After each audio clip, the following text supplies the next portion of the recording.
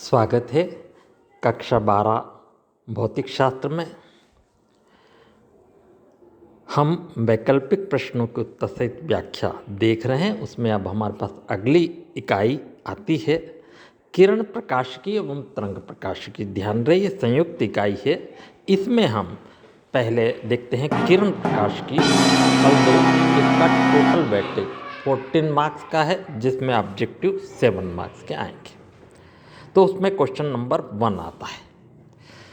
पहला है रिक्त स्थानों की पूर्ति करो।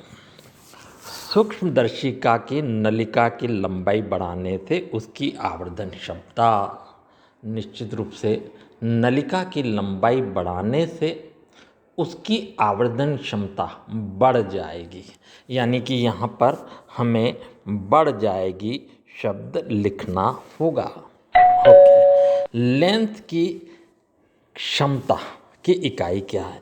लेंस की क्षमता जो फोकस दूरी का व्युत्क्रम होती है, यानी P = 1/f, लेकिन ये फोकस दूरी मीटर में ही नापी जाना चाहिए और इसकी इकाई जो होती है उसे हम डायप्टर के नाम से जानते हैं।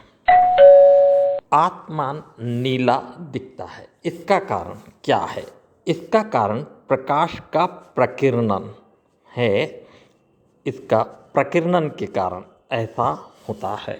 ये रमन प्रभाव भी इसी को हम कहते हैं। स्पष्ट दृष्टि की न्यूनतम दूरी क्या होती है? ज़्यादा अच्छा होता इसको पूछा जाता स्वस्थ आँख के लिए स्पष्ट दृष्टि की न्यूनतम दूरी कितनी होती है? स्वस्थ आँख के लिए स्पष्ट दृष्टि की न्यूनतम दूरी आँख से 25 सेंटीमीटर की दूरी तक रहती है। ये हमें हर हालत में ध्यान होना चाहिए। जब आसमान को चंद्रमा से देखा जाए तो वो किस रंग का दिखेगा? आसमान आसमानी पृथ्वी से दिखता है, वो भी उसका कारण प्रकाश का प्रकीर्णन है। अन्यथा आसमान काले रंग का दिखाई देता, तो हम चाहे अंतरिक्ष से देखें या चंद्रमा से देखें, ये हमें काले रंग का दिखाई देगा, तो हमें काला दिखाई देगा। बस इसी के साथ आपके ये fill in the blanks complete होते हैं। अब नेक्स्ट हमारे पास आता है सही विकल्प चुनकर लिखिए। पहला है किस रंग के लिए कांच का अपवर्तनांक न्यूनतम होगा? देखिए, कांच का अपवर्तनांक म्यू तरंगदैर्घ्य लैम्ब्डा के इन्वर्सली प्रोपोर्शनल होता है, यानी कि जिसके लिए तरंगदैर्घ्य यानी कि लैम्ब्डा की वैल्यू हाई होगी, उसके लिए रिफ्रैक्टिव इंडेक्स यानी अपवर्तनांक का मान कम होगा। तो तरंगदैर्घ्य हमें मालूम है लाल रंग के लिए ज़्यादा होती है, और लाल रंग की तरंगदैर्घ्य ज़्यादा होती है, इसलिए अपवर्तनांक न्यूनतम होगा, यानी इसका सही ऑप्शन बी होगा। ओके, आगे देखते हैं। सेकंड, किस रंग के लिए लेंस की फोकस दूरी न्यूनतम होगी? लेंस की फोकस दूरी का फार्मूला 1/f = μ - 1/r1 - 1/r2 होता है। अब अगर यहाँ देखें तो f और म्यू एक दूसरे के व्युत्क्रमानुपाती हैं, यानी f व्युत्क्रमानुपाती म्यू के, लेकिन 1/μ तो समानुपाती लेम्बड़ा के, यानी लेम्बड़ा और f एक दूसरे के समानुपाती होंगे, यानी जिसका लेम्बड़ा कम उसका f कम। और इन दिए गए ऑप्शन में से आपको पता होगा बैंगनी रंग का लेम्बड़ा कम होता है, तरंगदैर्घ्य कम होता है, इसलिए उसकी f कम होगी, यानी इसका सही ऑप्शन ए होगा। ओके, आगे बढ़ते हैं। हीरे की अत्यधिक चमक का कारण क्या है? निश्चित रूप से हीरा जो कार्बन का ही रूप है, मगर इतना चमकदार वो अपने स्वयं के गुण के कारण नहीं, बल्कि प्रकाश के पूर्ण परावर्तन की घटना के कारण यह चमकता है, यानी कि इसका जो सही ऑप्शन है वो ऑप्शन होगा सी, पूर्ण आंतरिक परावर्तन के कारण ही हीरा चमकता है। अगला है एक अवतल लेंस जिसकी फोकस दूरी 20 सेंटीमीटर है। देखिए, अवतल लेंस की फोकस दूरी हम हमेशा नेगेटिव मानते हैं, -20 सेंटीमीटर, जबकि उत्तल लेंस के संपर्क में रखा गया उसे हम पॉजिटिव लेंगे 25 सेंटीमीटर। इसको मैं f2 और इसको अगर f1 मानूं तो दो लेंसों को संपर्क में रख के परिणामी फोकस दूरी हम इस सूत्र की सहायता से ज्ञात कर सकते हैं। f1 plus f2 is equal to f1 यानी -20 गुणा 25 बटे -20 प्लस 25। -20 गुणा 25 -500 आ जाएगा बटे 5 आ जाएगा।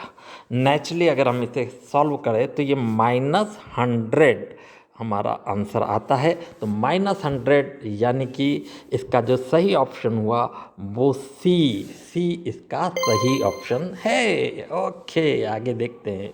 बस अब हमारे पास नेक्स्ट क्वेश्चन आता है, एक शब्द वाक्य में उत्तर लिखो। ठीक है, लिखते हैं। पदार्थ के अपवर्तनांक तथा क्रांतिक कोण में संबंध लिखो। प्रकाश पदार्थ का जो अपवर्तनांक होता है वो क्रांतिक कोण के साथ ये संबंध रखता है, म्यू बराबर 1/sin c। sin c या c क्रांतिक कोण है। क्रांतिक कोण यानी कि वह कोण जब तक सघन माध्यम से विरल माध्यम में कोई प्रकाश जाता है तो वो दूसरे माध्यम में ही जाए और कोण अपवर्तन कोण का मान बढ़कर 90 डिग्री हो जाए, उसे हम कहते हैं सी।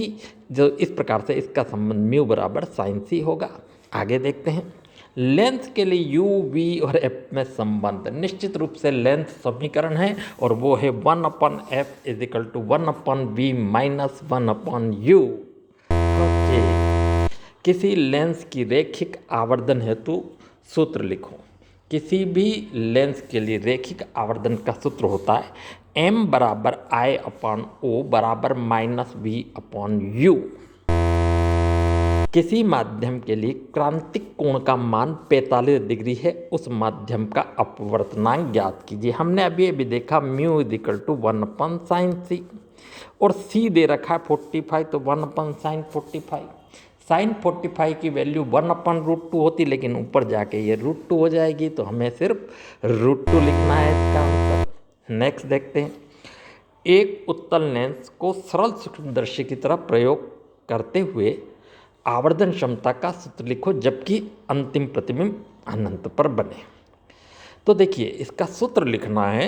ये इसका सूत्र अगर हम देखें तो इसका सूत्र होगा m बराबर -f/d/f,